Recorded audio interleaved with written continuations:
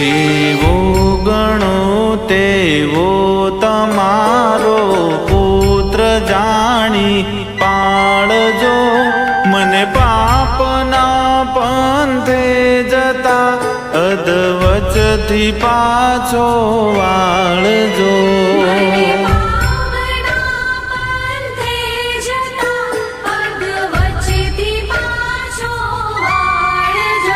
તારા વિના આ જગતમાં મારું નથી કોઈ મેલડી બુડતો બચાવા બાળને બુટીએ